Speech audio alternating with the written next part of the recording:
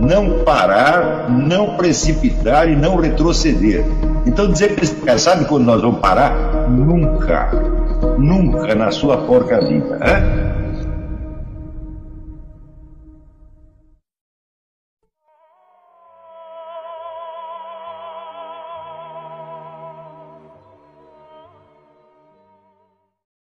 Por exemplo, esses dias eu estive escrevendo algo sobre o que é, vamos dizer, a ideia de sociedade justa. Um tempo atrás teve uma iniciativa aí de uma revista que pediu a vários autores que definisse o que é uma sociedade justa. Né? Então, eu digo, olha, se você parar para pensar um pouquinho, você vê que é uma bela expressão, é uma expressão até que tem um certo valor afetivo, mas a qual não pode corresponder nenhum conteúdo real e nenhum conteúdo ideal, ou seja, não é um conceito pensável. Né? Então, primeiro, porque a justiça e a injustiça são virtudes. Uma é virtude e outra é um vício. Mas a virtude e o vício só podem ser atribuídos a entes que tenham, vamos dizer, uma consciência individual e que tenham livre-arbítrio. Você pode dizer que a sociedade tem livre-arbítrio? A sociedade, por acaso, é um eu pensante, capaz de virtude ou vício? Fala, não.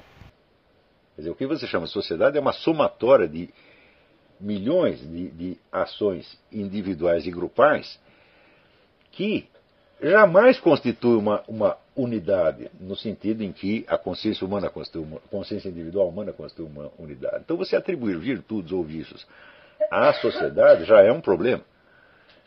O que seria uma sociedade virtuosa?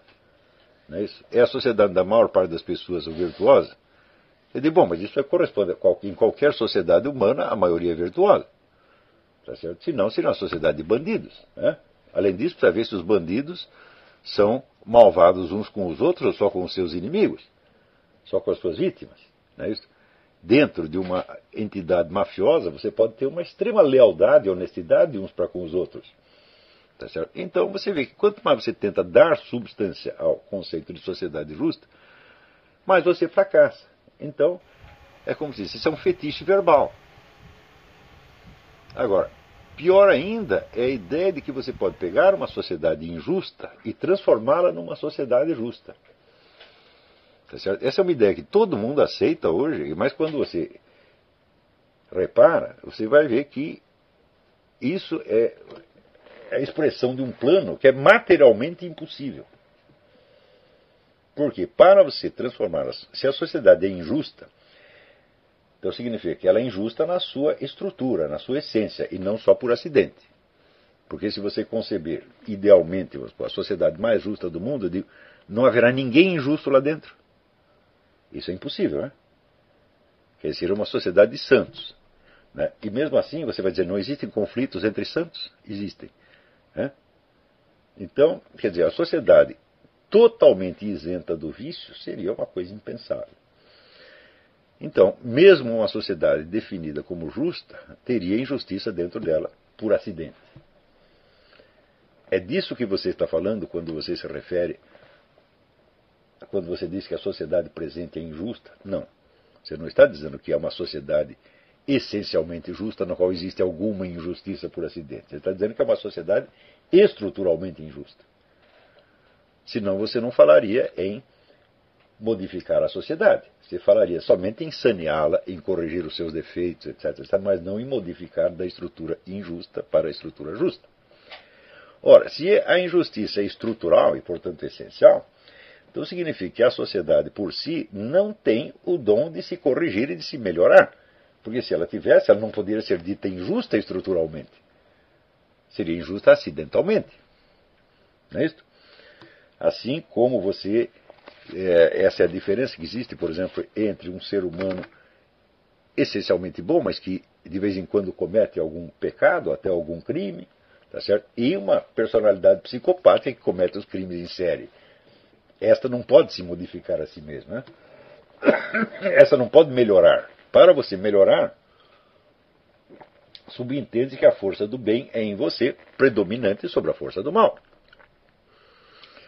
Se a injustiça está na estrutura da sociedade, Então a sociedade por si mesma não pode se salvar e não pode se melhorar. Então é necessário uma força, tá certo? Que a modifique. Tá certo? Esta força pode nascer de dentro da sociedade mesmo, mas não pode ser inteiramente determinada por ela. Ela tem que se sobrepor à sociedade. Quer dizer, a força que vai modificar a estrutura da sociedade não pode ser escrava dessa mesma estrutura. Ela tem que abranger a estrutura intelectualmente e ter os meios de ação que lhe permitam destruir a estrutura existente e criar outra.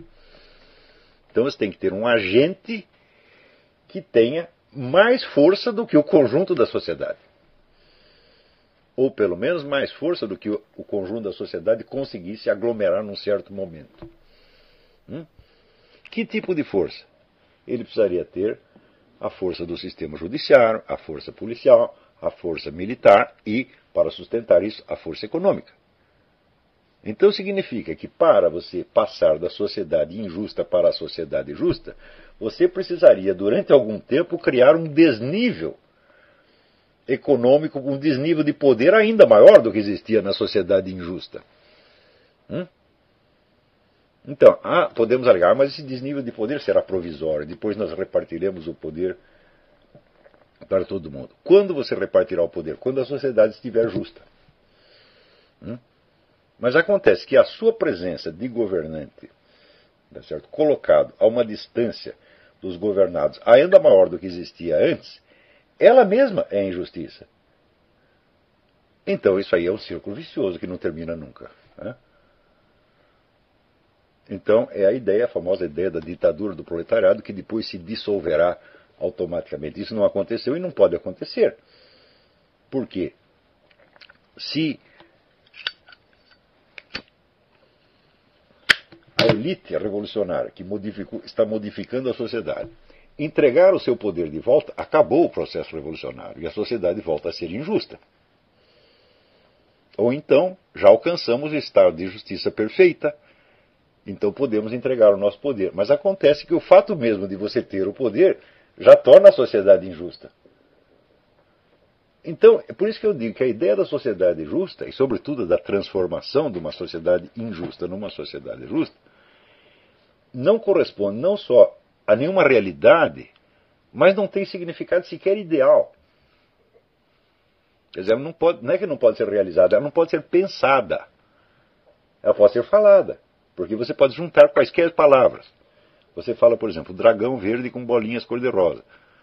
Eu digo, bom, isso é pensável, mas não é realizável. Então, agora você fala o quadrado redondo. Fala, bom, isto não é realizável e nem pensável, é apenas dizível. Não é isso? Ou então, se o sujeito disser, eu não estou aqui. Você pode dizer, mas para dizê-lo você tem que estar exatamente no lugar de onde você está dizendo. Então, isso não é pensável, é apenas dizível. A linguagem humana, ela pode criar uma série infinita de combinações de palavras que são dizíveis, mas umas não são realizáveis e outras não são realizáveis e nem pensáveis. E, no entanto, são justamente essas ideias impensáveis que, precisamente por serem impensáveis, exercem uma certa atração sobre a mente, porque tem uma mágica, tem um mistério, tem um poder inerente à palavra, que é exatamente o poder somente da palavra. Quando as palavras designam realidades, ou pelo menos ideias pensáveis, essas palavras não têm poder em si mesmas. Elas são apenas, vamos dizer, um excipiente da substância ativa, que é a realidade correspondente. Então as palavras passam e a ideia ou a realidade fica. Mas quando a palavra não corresponde nem à realidade e nem à idealidade, então a própria palavra assume o lugar das duas. Isso é a mesma coisa que dizer, quanto mais absurda a ideia que está subentendida numa expressão, mais ela vai exercer um poder hipnótico sobre a mente. Quer dizer, as palavras normais que são usadas para significar coisas da realidade são entidades humildes. Por exemplo, agora eu estou dizendo essas coisas para vocês, e vocês estão prestando atenção nas minhas palavras? Não, vocês estão tentando pensar as realidades às quais eu estou me referindo. Portanto, mesmo que a minha expressão seja imperfeita, vocês entendem o que eu estou falando. Não é isso? Agora, se eu lhe leio aqui um poema de Mallarmé, que você nunca vai saber o que significa. o que acontece? A palavra ocupa o espaço por si mesma. Aquela estrutura verbal, ela é um objeto por si mesma e você começa a prestar atenção nela. E é exatamente este o intuito do poeta. Não é isso? Então, quer dizer, quando uma expressão ela tem este atrativo hipnótico a ponto de se transformar num slogan e mobilizar multidões, é porque ela não significa nada, nem na realidade e nem sequer no pensamento. Tá certo? Do mesmo modo, mutatis mutandis, você vê que esta discussão de se Deus pode me enganar é exatamente assim. A situação de engano, ela não é pensável. Então não faz sentido dizer Deus não poderia me enganar. E nem dizer Deus poderia me enganar. Então, aqui ele diz que eu posso me enganar por quê? Porque eu tenho em mim um certo coeficiente do nada. Quer dizer, eu não sou o ser na sua totalidade. Bom, mas se eu fosse o ser na sua totalidade, eu seria o próprio Deus. E não teria sentido Deus se enganar a si mesmo. Então, eu, por definição, eu tenho um certo coeficiente do nada. Quer dizer, a minha forma de ser é deficiente. Mas muito bem, ela é deficiente desde o pecado original ou ela já era deficiente antes do pecado original? Qualquer ser que não seja o próprio Deus é deficiente sob algum aspecto. Então é a mesma coisa que dizer, Deus me fez deficiente, então eu estou sujeito ao engano por definição, por assim dizer. Se eu estou sujeito ao engano graças à deficiência estrutural que eu não posso vencer de maneira alguma, tá certo? Então não faz sentido eu dizer que Deus me enganou. Mas também não faz sentido dizer que Deus não pode me enganar, porque eu já estou enganado. Estruturalmente desde o início. Quando Deus, se você ler na Bíblia, quando Deus cria Adão e Eva, Ele não dá a eles todos os poderes que Ele tem. Portanto, eles já estão limitados ontologicamente. Então, a ideia de que se o arquiteto é perfeito, a obra será perfeita, esta é uma das ideias mais estúpidas que alguém pode pensar. E esse que eu acho um dos problemas graves do negócio do Intelligent Design. Porque qualquer coisa que Deus produza não pode ser perfeito como Ele. Senão Ele teria feito outro Deus igual. Então isso quer dizer que em toda a criação existe um elemento de deficiência e, portanto, de absurdidade. Isso quer dizer que no cosmos, onde você procurar um princípio de ordem e perfeição, você encontrará. Mas onde você procurar um princípio de desordem, caos e imperfeição, você também encontrará. Você pode dizer, mas a ordem predomina. Eu digo, é? Como saberemos? Quando tivermos averiguado o último indício de ordem e o de desordem. Ou seja, quando conhecemos o cosmos na sua totalidade, poderemos somar todos os elementos de ordem, todos os elementos de caos e dizer qual predomina. Como nós não podemos fazer isso em hipótese alguma, então esta é uma questão insolúvel. Tudo o que nós podemos fazer é reconhecer que existem elementos de ordem e elementos de desordem. Outra coisa, quando você fala no cosmos, você está se referindo ao cosmos da astronomia, ao cosmos da cosmologia moderna, ou ao cosmos tomado na sua totalidade, abrangendo todos os níveis do ser, incluindo os mundos angélicos. Do qual dos dois você está falando? O primeiro não pode ser um primor de perfeição e ordem por sua própria definição. Não é isso? E o segundo? É no segundo que você vê Deus compensar nas esferas espirituais o elemento de causa e de desordem que existe necessariamente no cosmos físico.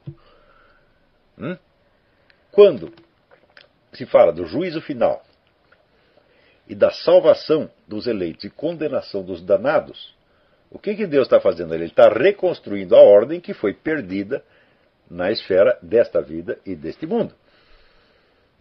Mas onde se dá o juízo final?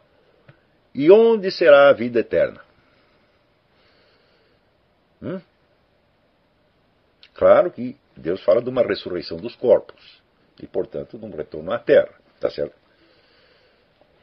Mas, e nesse ínterim? onde estão as almas dos eleitos? Você diz vagamente no céu. Com isso você quer dizer que não estão num lugar físico. Lugar fisicamente identificável. Estão, por assim dizer, no Espírito de Deus. O Espírito de Deus faz parte do cosmos? Desde quando?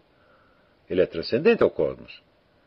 Então isso quer dizer que só existe justiça e ordem perfeita na totalidade do existente, na totalidade do ser. Isto é, no próprio mundo divino e não no cosmos. Está entendendo? Então quer dizer, o coeficiente de engano existe necessariamente neste mundo. Eu não posso dizer que o engano é totalmente responsabilidade minha. Por quê? Já começam a me enganar quando eu sou criança. Me ensinam coisas falsas. O próprio Descartes disse que lhe ensinaram coisas falsas. O bebê tem a condição de reagir. Quando lhe conta uma história da carochinha, ele pode exercer a dúvida cartesiana em cima da história da carochinha? Ele não tem defesa. Então, quando você chega à idade madura de poder julgar as coisas, você já traz uma multidão de enganos sobre os quais você não tem responsabilidade nenhuma, você não tem culpa nenhuma. A culpa é, vamos dizer, da sociedade, da natureza, do cosmos.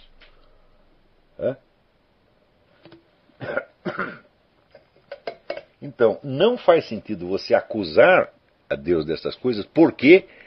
Porque Deus é transcendente ao cosmos e não há nada que esteja errado no cosmos que ele não possa corrigir num nível superior.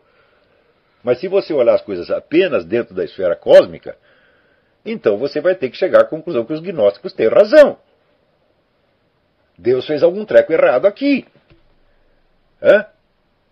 Na própria natureza, você vê deformidade, você vê monstruosidade, você vê uma crueldade sem fim. Se você olhar nessa esfera, é impossível você não se revoltar contra Deus. E nesse sentido, a experiência gnóstica é uma experiência pela qual todos nós passamos em algum momento. Tá certo? Então,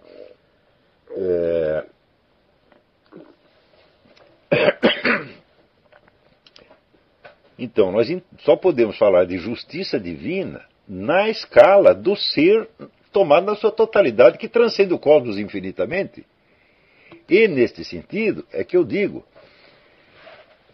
que até a experiência usual, vamos dizer, da fugacidade da vida, quer dizer, tudo flui e tudo está indo na direção da morte, e tudo vai para o nada, etc., etc., é uma ideia enganosa. Porque as coisas só podem fluir dentro da escala do tempo. Mas aquilo que acontece no tempo, acontece porque também está na eternidade. Nada pode acontecer no tempo que não esteja na eternidade. Mas na eternidade nada passa. Nada se extingue na eternidade. Então, o que quer que tenha sucedido na esfera do tempo está conservado na eternidade. E nesse sentido, não existe injustiça, não existe o mal, não existe o sofrimento. O sofrimento só existe na escala do tempo. Está entendendo? Agora, na escala do tempo existe o engano. E você não pode atribuir todos os enganos ao ser humano. Não faz sentido. Se existisse somente a escala do tempo, nós teríamos que dizer definitivamente Deus é injusto, Deus é mau. Nós só não podemos dizer isso por quê? Porque existem outras escalas superiores nas quais nada se perde e na qual o mal não é concebível. Agora, Descartes aqui não está falando da escala da eternidade. Está falando da escala do tempo.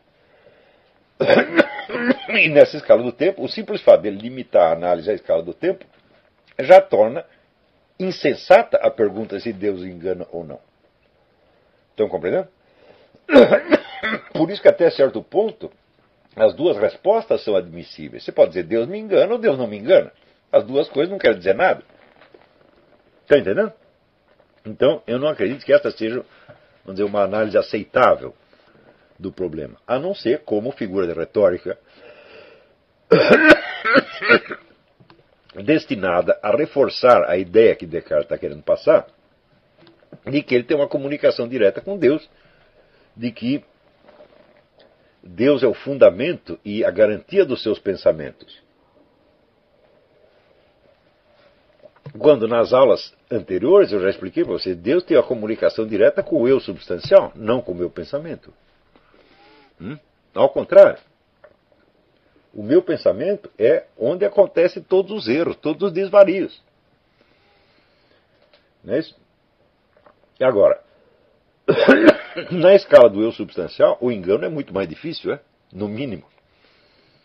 Mas acontece que o eu substancial, eu mesmo disse, você tem que reconhecer que ele existe e que ele é você, mas ele não é pensável. Para ele ser pensável, precisaria que você o transformasse numa totalidade, de um conjunto de signos que a sua mente abrangesse como totalidade. Isso não é possível. Eu não posso me pensar a mim mesmo como totalidade, embora eu saiba que eu sou uma totalidade.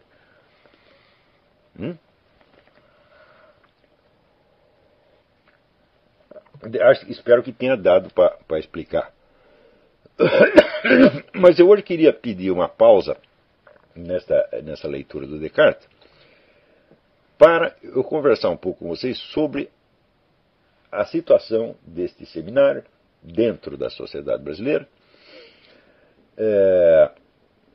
sobre as finalidades de tudo isso que nós estamos fazendo e sobre dificuldades que naturalmente vamos encontrar. Uma coisa que não posso dizer que tem me surpreendido, tá certo? Nem que tem me irritado, mas que tem me incomodado um pouco, é a frequência com que pessoas que deveram, vamos dizer, o seu ingresso na vida intelectual, a ensinamentos que receberam de mim, depois de 2 ou 3 anos, viram casaca e saem imediatamente proclamando coisas do tipo, ou Olavo de Carvalho está superado, tá certo? Ou existe coisa melhor, ou pior ainda, coloca em circulação historinhas, tá certo? Absolutamente difamatórias e sem pé nem cabeça, tá certo? Acreditando que com isso está prestando um grande benefício à humanidade, porque está libertando vocês da escravidão mental à minha pessoa. Não falta pessoa que diz, não, vocês todos os alunos do seminário estão todos massificados. Eu digo, bom, eu queria saber como é que eu consigo massificar as pessoas com uma aula por semana à distância. Seria uma verdadeira mágica, né? Porque, por exemplo, vamos supor o seguinte, a Rede Globo consegue massificar a nação brasileira inteira ou só uma parte dela? Bom, ela só consegue massificar aqueles que assistem aquelas novelas todo dia, que fica 5 ou 6 horas grudado na televisão, tá certo? Sem a existência de nenhuma referência externa pela qual você possa conferir as coisas. Então, vamos dizer, é um canal único que ocupa 70% da audiência e ocupa o horário inteiro. Fala, bom, aí é possível massificar. Mas como é que eu poderia fazer isso com 1 ou 2 horas por semana à distância? Fala, bom, então é uma mágica extraordinária. Eu me sinto até lisonjeado de me atribuir esse poder maravilhoso, tá certo? Mas quando nós nos perguntamos por que isso acontece, eu tenho a impressão que quem matou a charada foi o Silvio Grimaldo. Porque ele leu um artigo do Júlio Lemos, de 2 anos atrás, que dizia que eu estou surpreendido com a lucidez do Olavo de Carvalho em tal artigo, assim, assim, assim. E o Silvio diz, olha, eu não me surpreendo com a lucidez do Olavo, eu me surpreendo com a minha burrice. Porque quando eu leio essas coisas, eu me pergunto, mas por que eu não pensei isso antes? Então, o sujeito que não pensou isso antes, ele não se perdoa ele não ter sido o primeiro. Ele não se perdoa de que alguém precisa avisá-lo de uma coisa que está dentro da cara dele. Peraí. Ele não te perdoa. Pois é, o sujeito ele não me perdoa por ter dito a ele alguma coisa que ele deveria ter pensado antes. Quando, na verdade, tudo o que eu estou dizendo é, pelo menos na minha intenção, algo que as pessoas deveriam ter pensado antes. Eu sempre disse isso aí. Eu não quero dizer nada além do óbvio. Às vezes, o óbvio é complicado de dizer. E você tem que usar uma terminologia filosófica e conceitos complicados, etc., para dizer uma coisa que as pessoas deveriam ter percebido na primeira. Mas acontece o seguinte, se o indivíduo não enxerga com os seus próprios olhos e você tem que fornecer a ele um substituto verbal da percepção, Epa, isso não é tão fácil assim. Então, por exemplo, vamos supor o sujeito está tomando aí, sei lá, um vinho branco e um vinho tinto. E ele não percebe a diferença do gosto. Eu digo, muito bem, então agora descreva para ele a diferença. Nossa, é uma coisa complicadíssima. Vocês já viram o vocabulário desses enólogos? O sujeito usa de 1000 figuras de linguagem, etc. E mesmo assim é capaz do indivíduo não perceber do que está falando. Agora, você imagina, para descrever, por exemplo, certos sentimentos que estão se agitando no fundo de todas as almas dos brasileiros, tá certo? E que eles mesmo não conseguem verbalizar, portanto não conseguem apreender conscientemente. Você acha que isso é fácil? Não, não é fácil, evidentemente. Quer dizer, você precisa de artifícios verbais, em parte literários, em parte filosóficos.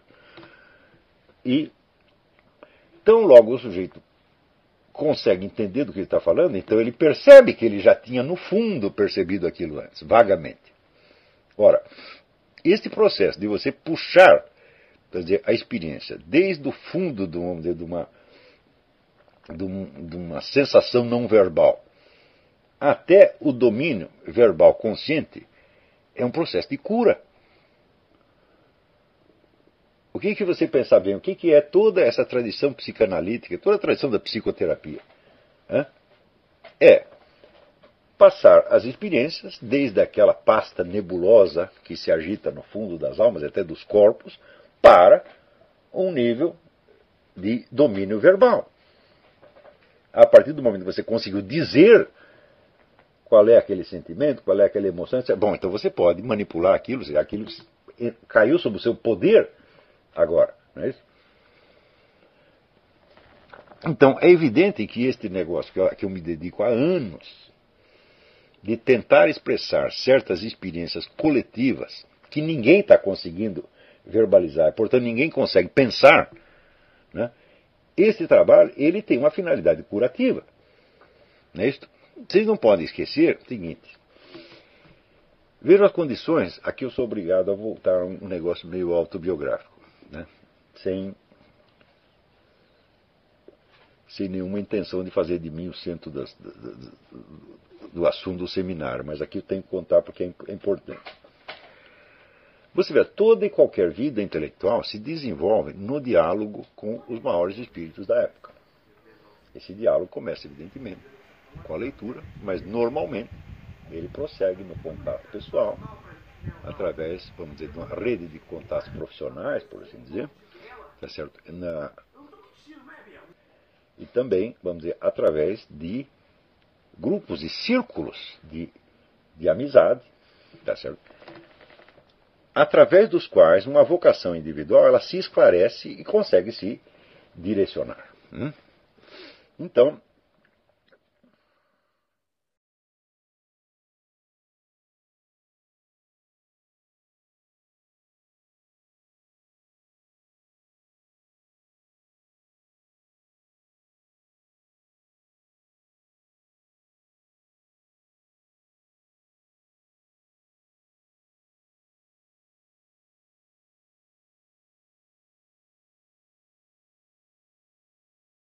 E aí pessoal, tranquilo? Então se inscrevam no canal, comentem, curtam, compartilhem.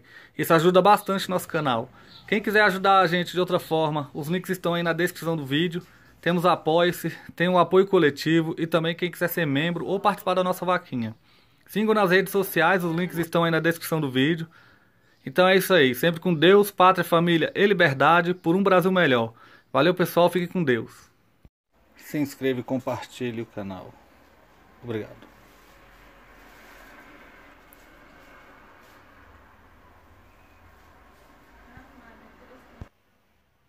Olavo tinha e sempre continuará tendo razão. Apoie o canal e ajude a gente a continuar aqui no YouTube e nas outras plataformas. Obrigado. Fique com Deus.